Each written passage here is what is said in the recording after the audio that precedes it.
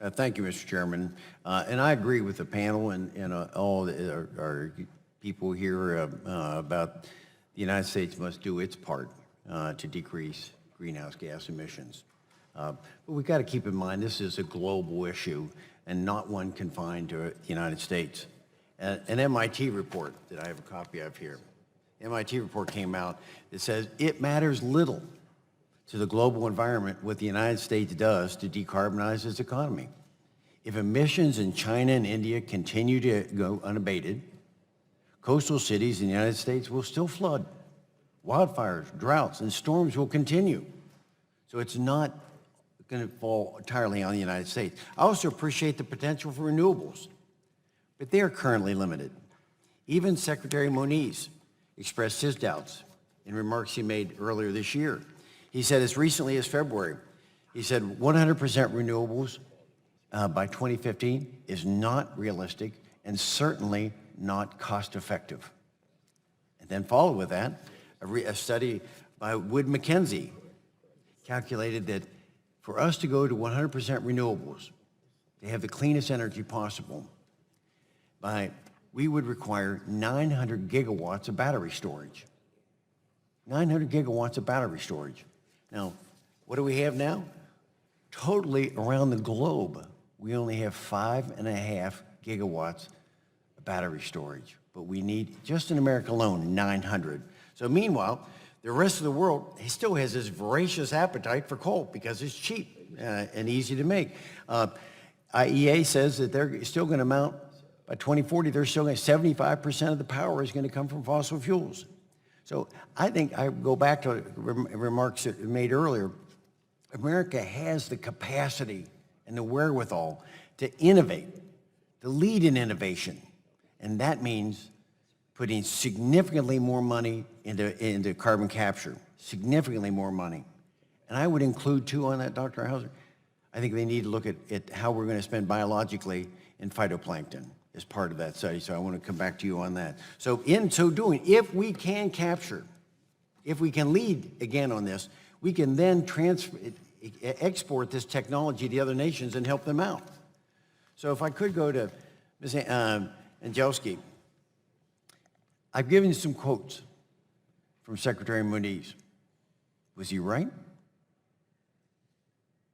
With respect to the renewables, is that what you're referring to? Yes, yes. I don't want to comment on the capability of renewables technology, but I will say that I think there are issues that haven't been discussed with respect to going to 100% renewables, and you touched on them, which is the capability of storage technologies and the environmental sustainability as well. Do you agree with MIT's assessment? Yes. That the reliance of India and China is putting the globe at risk. It's not the United States, because we're already decreasing our CO2 emissions. Correct. So would you agree? So I would agree. And do you agree? What about Wood Mackenzie's report about so you have a concern too then about the amount of battery storage, battery right. capabilities? Well, one thing that we don't talk about is where we get the materials for those batteries and how we have to mine them and develop them, and the greenhouse gas profile or the environmental sustainability of those. So potentially a subject of another hearing, but certainly that in and of itself could present a geopolitical challenge as well. There was a question, I think it was Mr. Carter perhaps asked it, or someone down on my left asked about whether we could retrofit. And so the question, I was hoping someone would speak up on this. So I'll ask the question a little slightly different way. How would the new source review reform, how would it impact retrofitting for carbon capture technology? Do we need some new source review reform? So I'll refer really to the Petronova project, which really had to face that potential challenge when they were retrofitting their existing coal plant with this carbon capture system. They decided, in order to not open up their existing permit, which would then trigger new source review, they decided to build a separate power plant to power that facility. Not that model is not likely something that can be replicated by every coal-fired power plant or natural gas-fired power plant in this country. So potentially that could be a deterrent for retrofitting with carbon capture. I've got just one quick question back to Dr. Hauser.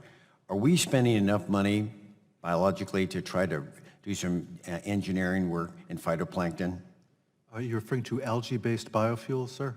Yeah, but no, just in the oceans, the phytoplankton, that you understand its role, correct?